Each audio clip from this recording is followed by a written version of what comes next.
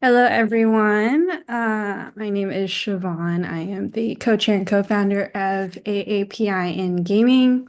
I am joined here by Deb, who is a writer and narrative designer at Sticky Brain Studios, developer of Rooster, a point-and-click game celebrating Chinese culture and community, traditional folklore, art, music, and of course, food. Deb has more than 17 years of experience writing in games, interactive digital media, animated television, and more. Her upcoming debut novel, Past Perfect Vacation, is set in Toronto, features an Asian female protagonist and an Asian love interest, and comes out this Valentine's Day. You can plug all her socials here. Please follow her on LinkedIn, Instagram, or her website at debchantson.com. And then, as game devs, we know how important wishlisting is, so please wishlist her upcoming game, Rooster, on Steam. And I am so excited to talk with you. I think narrative writing is super cool. Um, let's start with an icebreaker question. What's a random fun fact about you that you'd like the world to know? That I collect earrings like the bobas that I'm wearing now. Oh, they're so cute. I guess Thank someone's like you. taro. Yeah, it was purple, so whatever slush that is. Yeah, but I have like little cupcakes made by the same manufacturer. So, Very, uh, very cool. And then our next question is, when was the moment you wanted to be a writer? oh, I think it was at the end of my undergrad career where I was like, what am I going to do with my life? So I thought I was going to write soap operas because somehow I got stuck into watching Sunset Beach every day. I was like, oh, this looks easy because not much changes every day. So let's try this. So I applied for TV writing and producing at Humber College, and then I thought, okay, well, why don't I write for Alias then, or a show like Alias at the time? Because I was doing international relations, and I thought, oh, okay, let's actually use that degree. And then when I actually did go to TV writing school, I found preschool shows were my first love. So I had a really long go of trying to make it in kids TV, which I had to go into and then drop out for a long time and then have now come back into. So I do have the Snoopy show as one of my credits, which is Aw. nice. What was your favorite kids show growing up? Um, Rainbow Bright. So I Oh. love that it's coming back. Mm. And yeah, I'm begging the people who are making it to let me on the show. That's super cool. Was did you think you had any like troubles like pitching being a writer to your family? Like, was your cultural upbringing like did that influence your decision to become a writer at all? No, actually, my parents were super cool about just letting me do what I wanted to do. They didn't quite understand that I was gunning to work in TV. It was only when they came with me to the Rogers network for volunteering to pick me up that they were like, "Oh, so your job would involve going to a studio." I'm like, "Well, yeah." Um, and then it was only when they really saw the show that I was volunteering on being broadcast on air that they were like, oh, you want to work in TV. For real, now we get it. So um, I think the connection was easier to make that way when they're like, oh, okay, so this is the end result of what you want to do. Um, but then I was working on a kids cooking show and I took them onto set to, see the things and still, I don't think it really quite resonated for them that like I write for the show. And they're like, oh, this is nice. My mom's like opening the fridge to see if there's real food. On the set, yeah. Yeah. And I'm like, Mom, that's a prop. And it's like, you have to close it. Mm, Yeah. So I don't think the barriers were necessarily cultural. mhm, Um, I think the barriers really became like discrimination later, like in the mm, professional setting where writers' rooms are oftentimes built with people who staff them with their friends. And it's like I'm not a white friend. And mhm, so I get shut out a lot of the time for those kinds of rooms. mhm, And yeah, it's just the way it goes. And so, it kind of drives you to go and make your own shows. So you bring on your friends of color. mhm. So yeah. Was that your That's experience when you were working in the US or when you were in South Africa? Oh, so Okay. I only got to be in South Africa until I was 7. So Mm, it's mostly like my career has been in Canada. mm. And then in the States, it was I was too busy raising babies to It's actually a go out. full-time job. Yeah, that's a full-time job. So Yeah, yeah, it's super cool that they let you bring your parents on set. I feel like I had a similar experience, like explaining user experience to my parents. They just like, no matter how many times I said it, they just like didn't really get it until I just like summarized. I'm like, I decide where the buttons go on the screen, on the apps, on your phone, and they're like, okay, sure, whatever. yeah. I actually have this thing in my book where I'm like your parents can't really relate to what it is unless it's a one-word thing, like actor, lawyer, you know, Oh, yeah, yeah, oh, doctor. yeah. Hmm. Yeah, I think it's that switch of like when there's too many words to explain it, they're like, okay, how do I explain this to my friends? I don't know. Hmm.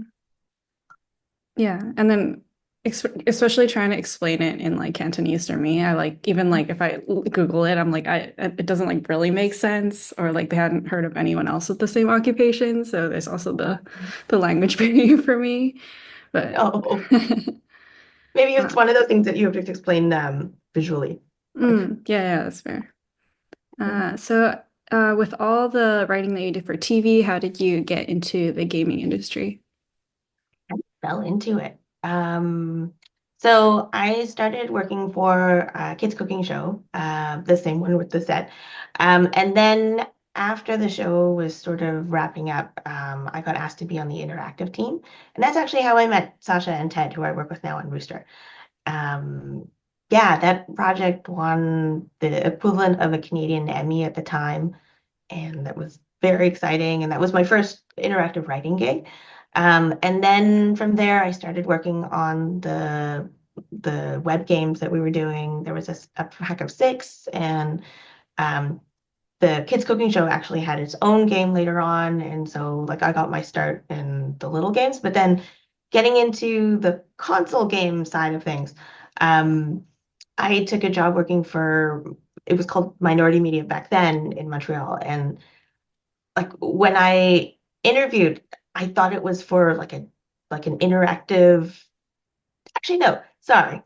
I did know that it was something like related to the social media, but at the time I had pitched myself as an interactive digital media writer, and somehow that got lost in translation with the like to be social media. So I was like, oh, okay. I wasn't quite prepared for it in the interview where all these questions were coming at me. And I was like, um, okay, this is not quite what I do, but okay, that's fine. That's fine. Just keep answering.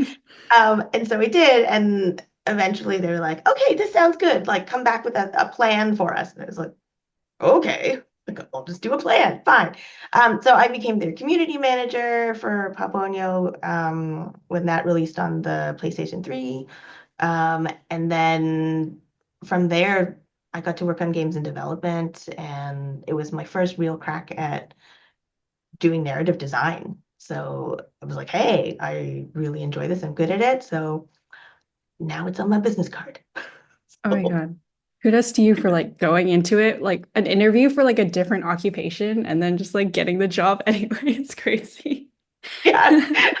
And it wasn't faking it till you make it. It was like hone it till you own it. So I Mm. was like, I know about this kind of in a roundabout way, but like yeah, it just followed it. Like I really had to lean into it. And then the job that I got afterwards was in California, and it ended up being remote and lovely.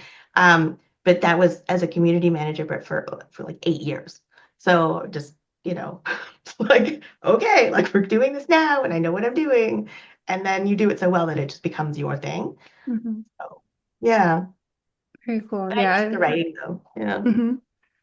I guess did they still let you write or like do a lot of writing jobs while you were a community manager? Like were you able to? No, because I was busy with like very, very small children. So it was only kind of like the start of the pandemic where I was like, I think I need a creative outlet. And yeah, Sasha had messaged me and was like, do you want to work on this game set in ancient China? I was like, yes, yes, yes, yes, yes. So, yeah, so that was when I started getting back into writing, and Mm. yeah, I contacted my agent, who was not my agent then, and became my agent, and yeah, just started writing TV pilots and things on spec, and then yeah, went from there. It was kind of a realization of like, okay, like I can't do the community management work forever because it's not as fulfilling as I'd like to be. Mhm. So Did you ever end up telling anyone that they had actually interviewed you for like the wrong role? Did no. anyone ever find out just till the last day, just like this is totally the job I signed up for. The thing is, um, like the job didn't really exist back then. Mm. So like all these skills that I had really helped get into making the role what it was. So being a writer was good for, being able to do posts and not have any spelling errors. And, we needed to have blogs for PlayStation, and like there I was. So, I still keep those as part of my portfolio because it was nice to have that subject matter, and it was up and for a very wide audience, and yeah, like it was about the soundtrack that was coming out, and it featured my friend Brian D'Oliveira from La Hacienda Creative in Montreal. And like the number of instruments that he used on the game, and then the other blog was about the graffiti in the game, and I got to speak to graffiti artists, Mm. and yeah, it was cool. Yeah, that is super cool. I want to hear more about Rooster. See the little bunny in the back there. It's one of the characters. I was curious how the idea of Rooster came to be. How you like, was this like game pitched? Did like people take turns pitching different games to the studio to like implement, or how did it come to be? So that's actually our system now, where we are really open to internal pitches. Um, this is Rooster was my art director and concept creator's idea. Her name is Connie Choi, and like it's literally a dream came true. She was celebrating Chinese New Year, and then, like got tired and went to bed. And then she had a dream about roosters and the zodiac animals in a racing situation. And she woke up sketching because like that's what she does. She expresses herself through images, and I do words. But she's like, this could be a game. And then she pitched it to Sasha and Ted, and they fell in love with it. And then they sought other funding, and part of doing that round was bringing me on as a narrative designer.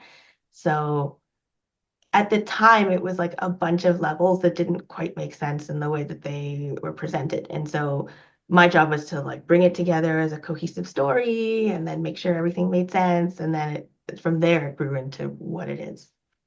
So So was the idea of like Rooster falling back in time part of the dream? Because the Zodiac story is like, oh, this is the Emperor's Banquet. They're all like racing to get there first. But was yeah, that? yeah, totally abandoned. Um, yeah, I mean it's what Connie had started with, and Mm. yeah, we just went with it and built from there.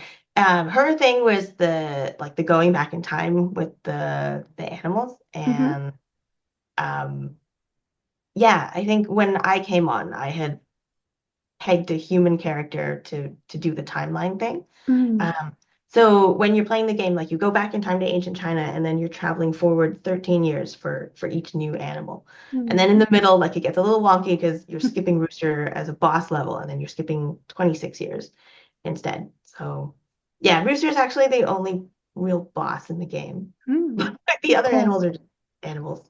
So yeah, you have to face yourself and like the culmination of skills that you've learned over the course of the game. Mm.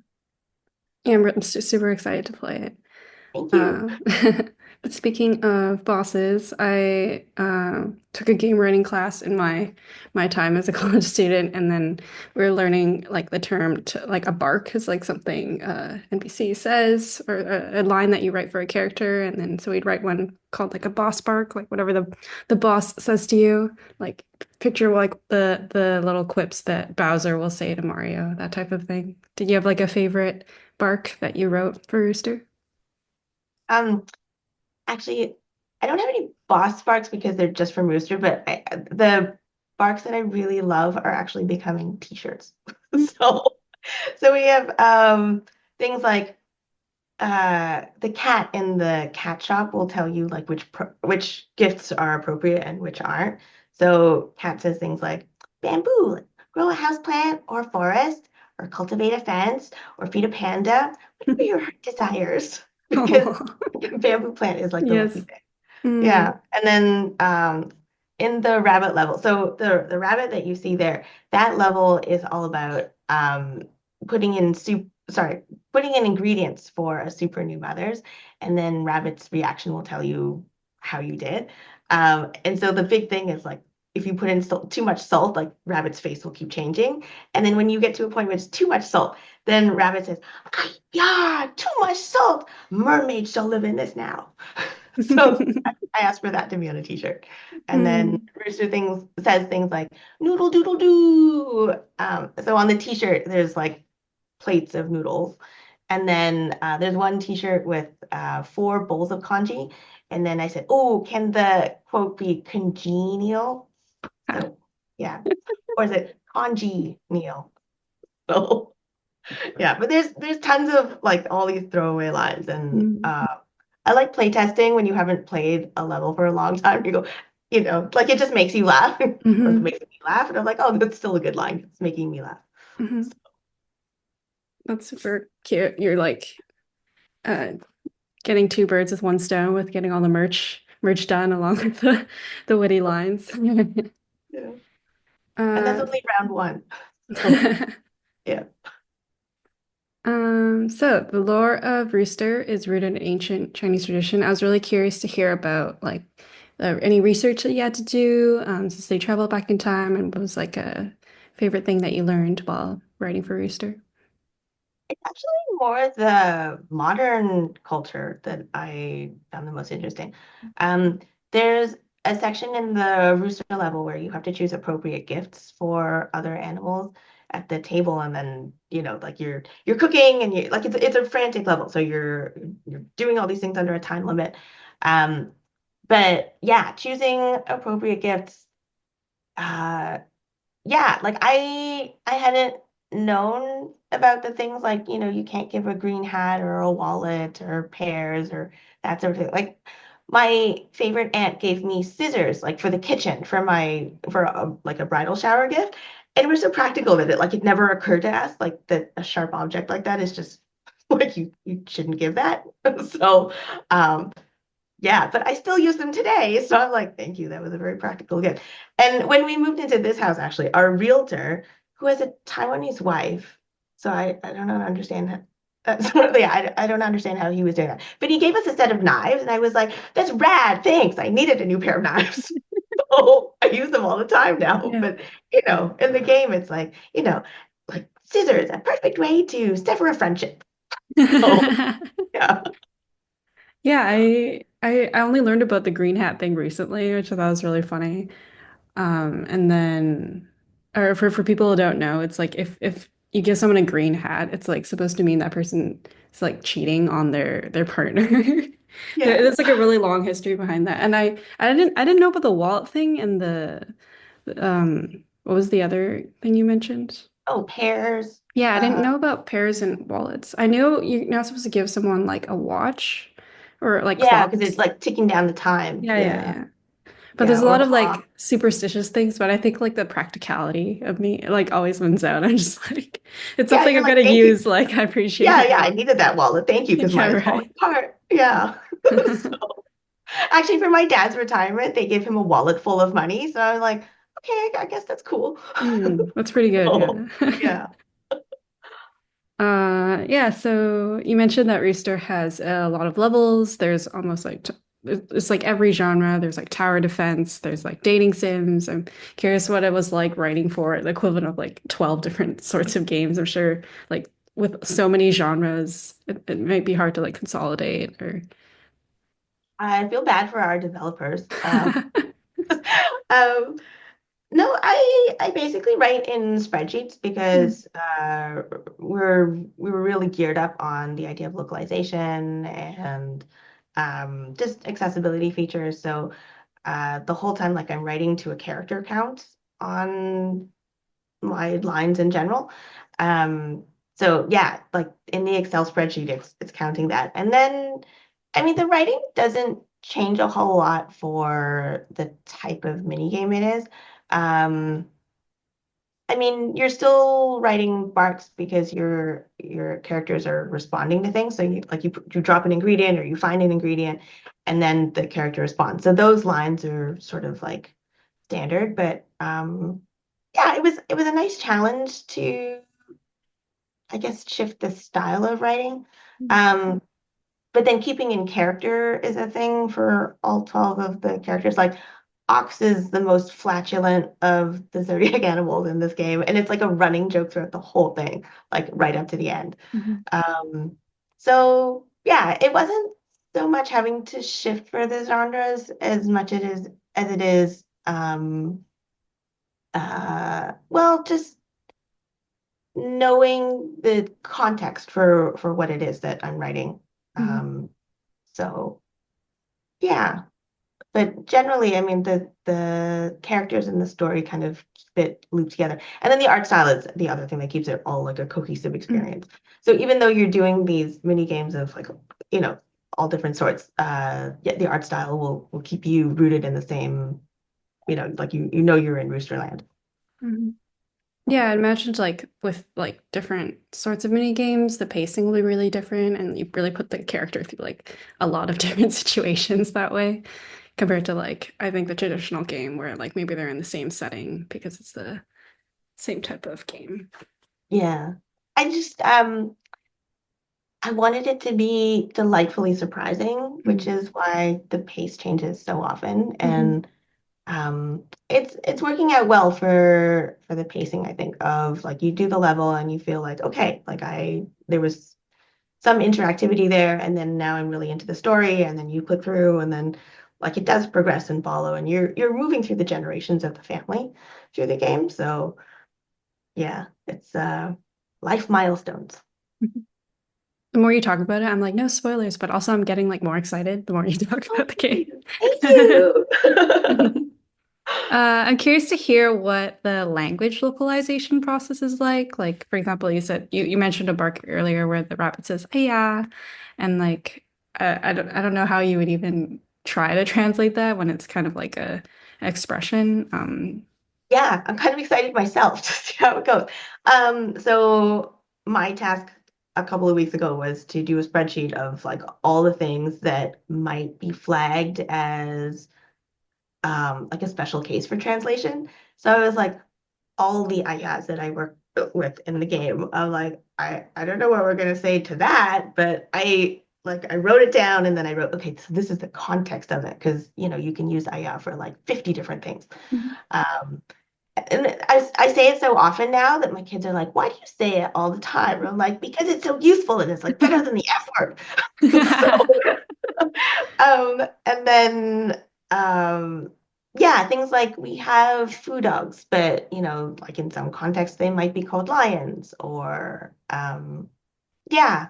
So that's going to be a thing. Um, like particularly for French. I'm like, okay, how are we gonna get that across? But generally, I mean, the four languages that we're going for at the moment are English, simplified Chinese, traditional Chinese, and Japanese. Mm, So yeah, I can say yeah to my heart's desire. mm. Yeah, that's fair. If it's all Mm. transliterated. Um, cool.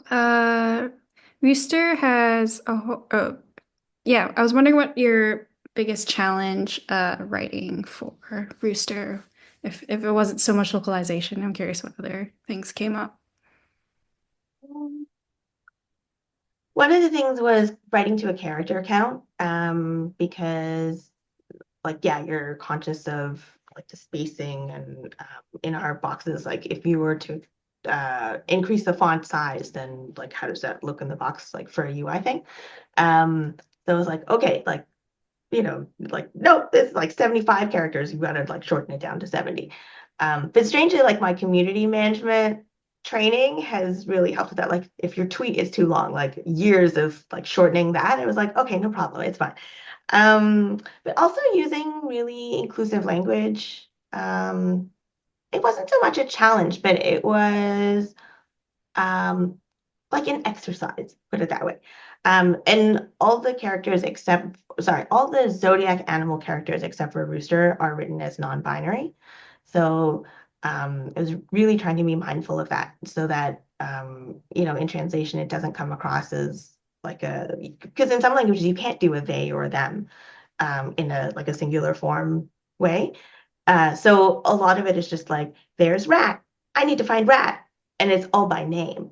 So trying not to repeat that where it sounds you know, like a kid's book where you're trying to like hammer it down. Yeah, so that was a bit of a challenge.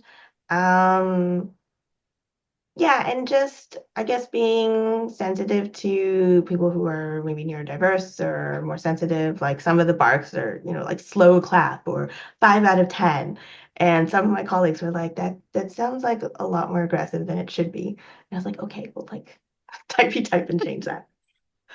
But yeah, all overall, like the writing for Rooster has been super fun, and my colleagues have been really supportive about going through the dialogue when they have time, just verbally going over things and then changing the portraits to make use of our character portrait system. So it's a character portrait and then the dialogue line, and then they have different expressions, but then sometimes like it's different when you see it in action as opposed to a spreadsheet. And so they're like, oh, it would work better if you had like the wonderment face. And yeah, so doing that as a team has been, or a half a team has been really nice. Mm. Yeah, that's cool that so is your process usually that you'd like write next to the line the expression that you feel like should be used Yeah, it's all with the in line? a drop-down list, and then so Mm. I'm choosing them from what's available and then writing the line. Mm. Do a character count. How did you work with like the artist on those expressions? Like, did Oh, you ask her for or them what expressions you needed for or yeah, we kind of worked it out that way. It was particularly in the dating sim level where like we had lines to kind of group as to what the expressions might be. So I was like, so I'm gonna need a surprise face and a flirty face and a blushing face. And then Connie would kind of like write a list of what she thought worked with my lines too. And so we would kind of come together and um, yeah, just narrow down like, can we group these lines so it's like less work to make the specific portrait?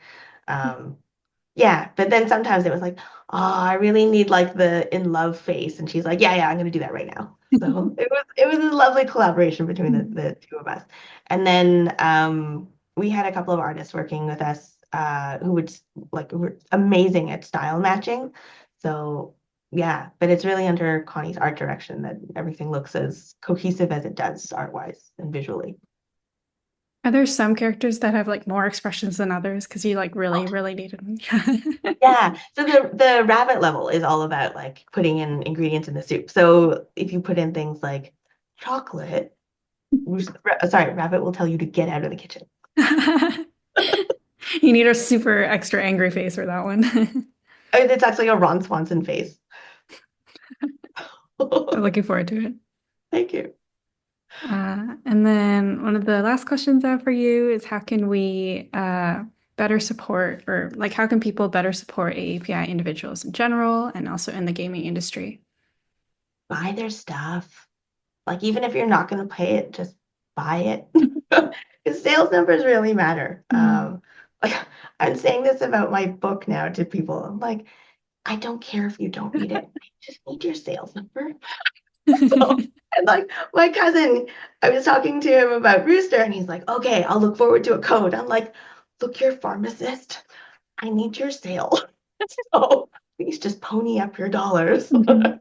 Buy it.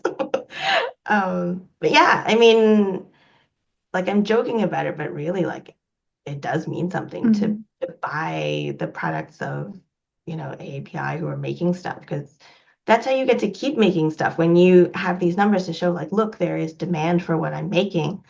Because when sales numbers are low and you can't get your funding, there's like such a small market that gets kind of perpetuated. People leave the industry and then you don't get to make what you wanted to make. So yeah, that's my message to buy the stuff. And at the same time, like I'm hoping I've used this joke before that so Michael Chang was this really popular tennis player in like the 80s.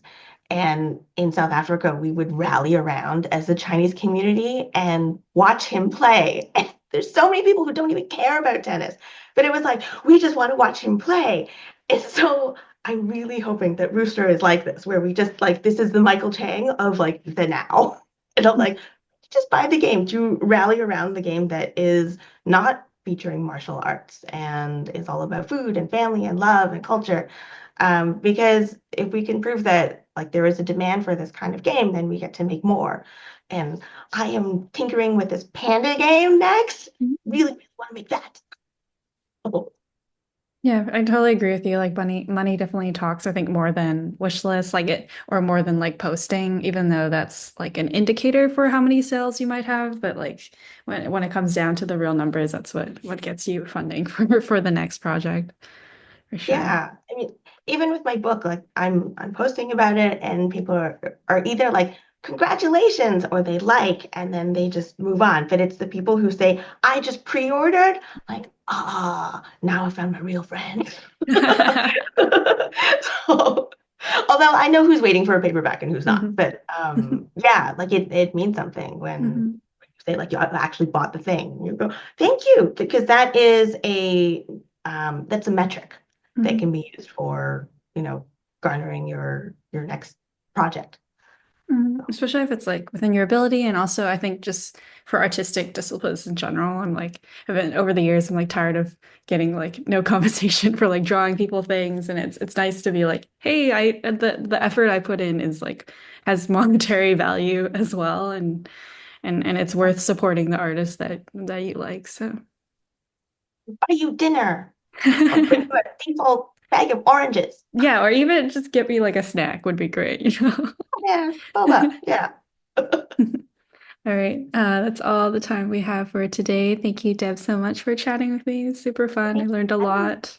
I'm so excited to play your game when it comes out. Once again, you can follow Deb on LinkedIn, Instagram, and her website, and make sure to wishlist Rooster. And I will wish everyone a happy Lunar New Year, Year of the Snake. 恭喜發財，新年快樂，新年快拜。乐。